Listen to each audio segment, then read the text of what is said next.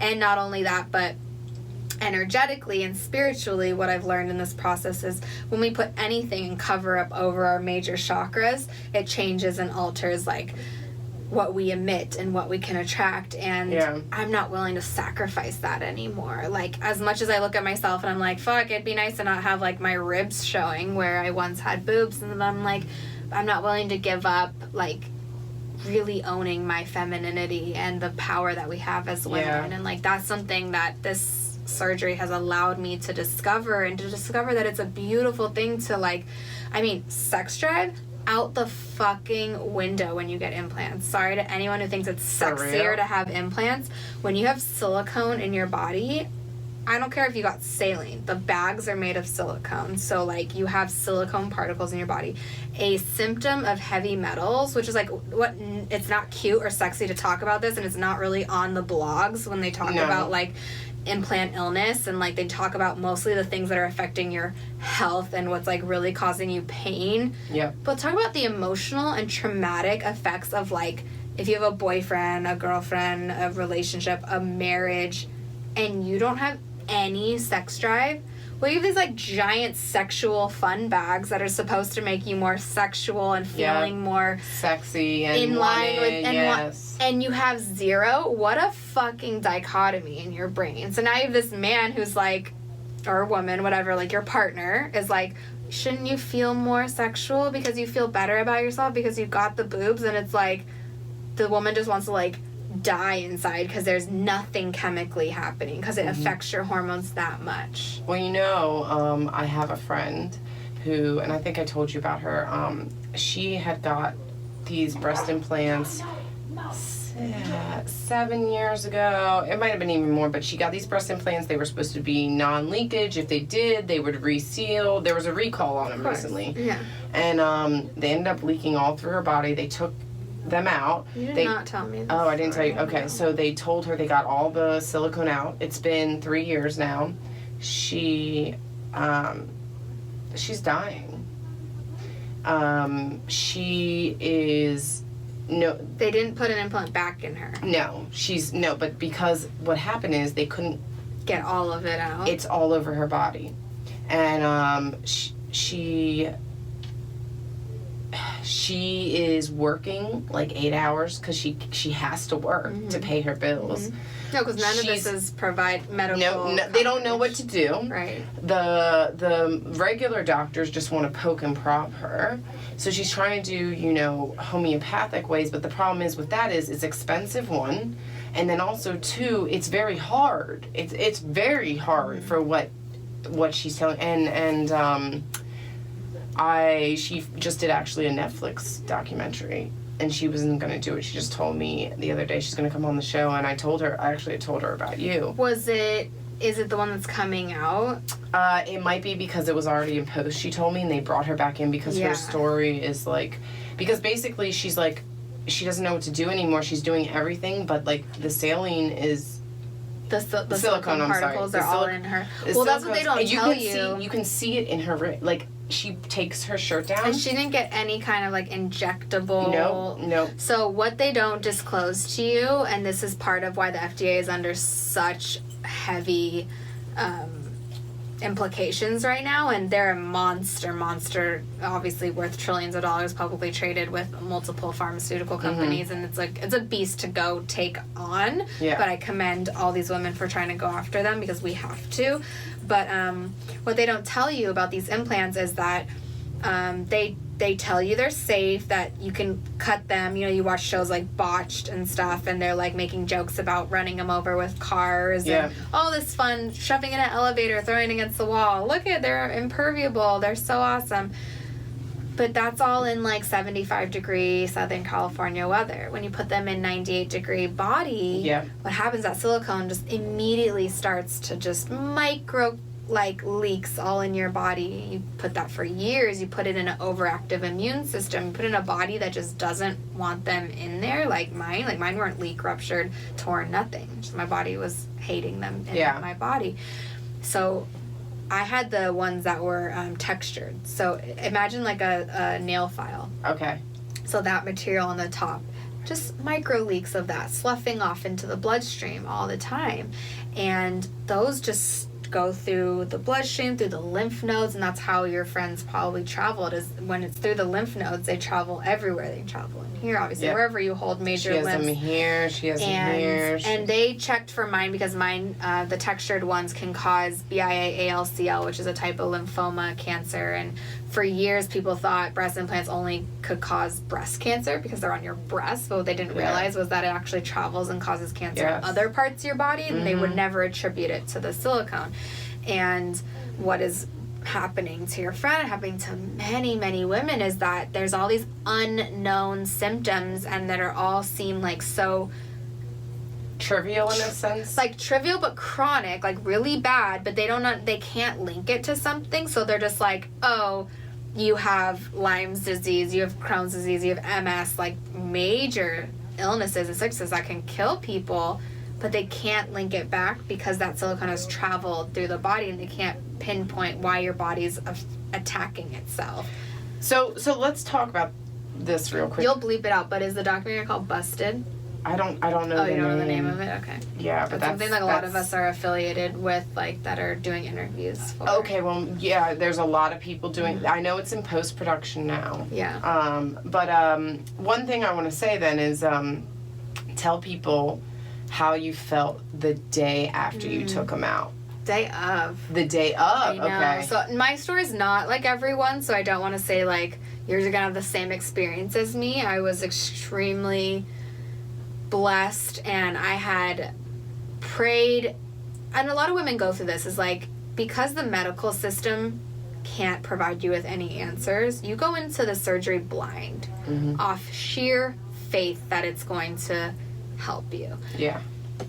Does it cure everyone? No, because sometimes the silicone has done its damage in your body. So taking them out is obviously going to stop anything from further causing damage, but it might not reverse it right away, right? You might take years of detoxing your body, because silicone poisoning is like nothing people have ever seen. Like, when someone thinks about these beautiful titties that are in your body and how jiggly they are made of 39 carcinogenic toxins. Not one good thing is in there. Wow. Just things that are like in car fluids that like clean out an injector fluid, like nasty shit where you're like, why the fuck would that be in someone's body? Why is that acceptable? I don't care if they're protected by some outer layer. Yeah. It's made in that outer layer too. Like, there's nothing good in there. Yeah, and your like, body can eat that outer layer. everything. Like, they knew it. They knew it when they created it. It's just like, this is how victimized you start to feel. Like you're impassioned. I went down the fucking rabbit hole when I first found out about this. I was like, how the fuck did we allow this into our bodies? How did they say it was okay? How did we not sign a consent form saying we knew this was in us? So, like, what happens is you're told by standard doctors, what you go to seeking some sort of answer about your sickness, that you're a picture of health. Because truth be told, on like scans and stuff, everything's fine. They cannot find what's wrong with these women. They're chronic illnesses, but they're told they're crazy because they have no idea where they're coming from. That's the same that happened to my girlfriend. Yeah, and you start to feel insane. Thus, the people you're with start to be like, maybe it's all in your head. Like, I take some blame a lot for what happened in my relationship, but a lot of it was the unknown. It was just so difficult to live with a chronic illness where you have no idea where it's coming from, and you feel like, fuck, like I don't want this person to experience this with me anymore. Yeah. You know, it's really difficult. I see a lot of marriages break up. I see a lot of really sad things happen to these women who go through this. But with that being said, my doctor was so phenomenal. I did an interview with him, and it's coming out soon. Like, I highly suggest you find somebody, if you can, who just understands what you're going through. It changes the whole game when you have a doctor who's like, I get it. Like, even if they still do implants, okay, fuck it. Like, maybe they gotta make their money, and that's their prerogative. But at least have them be like, you're not crazy. I believe you, and we're gonna get them out. So it's a doctor who's going to remove the entire capsule, and that's the scar tissue that surrounds the implant, and it forms on everybody. So nobody's exempt from this. it'll form from like day 3 on. It's like, it's how your body protects itself from the implant. So it creates this scar tissue around it, and that needs to be removed in its entirety. It's why we all get that huge scar underneath the breast, because the breast has to be cut open to remove it in a whole thing. Because if you just cut like a little incision or use the same incision like around the areola that I had gotten, you can't pull the implant out, because the implant has now hardened into this giant thing that there's no way you could pull it out. What you'd have to do is you'd have to cut the implant to pull it out, and then everything leaks. So you don't want to do that. So back in the day, even up till now, until now, social media has become so amazing with this. Doctors were literally believing that you could leave the capsule in and it would disintegrate into the body and just like poof. What was happening is you would take the implant out and leave the capsule in. That capsule was holding years of that silicone from seeping into the system. And now it's in the capsule, and the capsule's broke open, and now that would cause havoc in a woman's body. So there's women like slow dying after they removed them. They had no idea why, and it was becoming more and more serious, and in actuality it was because the capsule had been left in their body. So now they're having like secondary or third surgeries to remove the capsule. But I was very, very blessed that I woke up from surgery still under anesthesia, high as a motherfucking kite, looked over at my doctor, and I was just like, I can breathe. Like, for the first time in like almost a year and a half, I could take a deep breath and it felt like it was filling with like water or pain and like burning. And knock on no kinds of wood in here, maybe this is wood, I have not had one symptom since the day I got out of surgery. So it's like, I no way, shape, or form want them back in my body. I'm still unprogramming the messages that tell me I need breasts to be beautiful. Yeah. But I've come to a deep understanding that they don't make me more feminine. My scars are what they are. They're part of my story. I don't just have little boobs now. I have like, they're symmetrical, but like, he cut out so much bad shit in there. Like, he was like, Tamra, I'm sorry, but like, I had to scrape bone at some points to get the scar tissue off because I wasn't leaving anything in there, because that's one thing I told him. I said, don't leave a particle. I don't have to care if you have to take everything off. Don't leave anything in my body, which not a lot of women are willing to do because they're so afraid of like losing everything. Of course. But I was adamant. I was like, just get everything out of my body, let me heal, and like, I'll just take it from there, you know? And he did, and bless his soul, like he got it all out, because I know it, because I can feel it. I also still 7 months later can feel where he scraped my bones, because the shit is like sensitive as hell. But I'll take that any day over being deathly sick on a daily basis, you know? And just, it's been an incredible journey. I urge women to like dig down deep as to like, so 2 parts. If you have them and you're like thinking about getting them out, to just do the mental and spiritual and emotional work first, to understanding like that truthfully these things don't make you more desirable. I mean, how many men have you talked to that were like, I could give 2 shits about your tits? Like, no offense, but it's just like, no, honestly, really I have small boobs, and every time they look really jiggly and big to me. It's because this I do a lot more than a lot of the good a lot of us are push-up working with now. But what I'm saying is, I literally was so afraid of my boobs, and literally as I've gotten older, more guys are like, well, first off, my tits are perky because they're small. Right. And I'm like, yeah. And then every guy's always like, oh, actually, I really love your boobs. Like, I've never gotten any guy who's been like, oh, I wish you had bigger tits. And, like, at the end of the day, why the hell do we want to be with someone who's like, damn, wish your boobs were a little bit more upright, more perky, more... What? I wish do I say that about your dick? Yeah, exactly. Right? Like, we are so critical of ourselves, thinking like someone's not going to be with us, then fuck them. Yep. Literally. I agree. It's been so great having you on. I know. I feel like we could keep going. Oh, we are going to keep going. She's going to come back. We'll do this again. Have me back. Yes. Chatty Cathy. I know. And you know we could go for hours. That's why I got to stop. I don't think they were expecting me to get like all all the way deep like this, but you know, we I knew. real deep. I knew. But go deep or go home. You know, that's what I'm saying. Just the new motto of the show. That's the new motto. And on that note, it's live. We are no longer on air. We are no longer on air.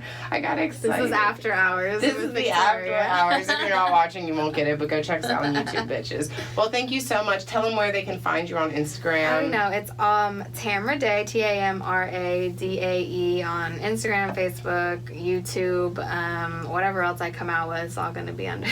And she is definitely Pussy Tribe all day, every day. And we should definitely do some sort of like joint thing, maybe a little event, you know what I'm saying? Anything, you know I'm down for. She plays soccer, by the way, too. This bitch is badass. I try. Badass. Well, thank you so much. Love you. You the best.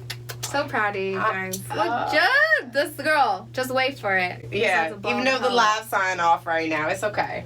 Hey, you guys are privileged to be in the beginning stages of this stuff because it's only going to be like bigger from here. We going up. All right, guys, this is your girl Victoria Lynn. Thank you so much for tuning into this random pussy, and as always, remember to keep patting that puss. Yay. Is that your sign out? Yeah.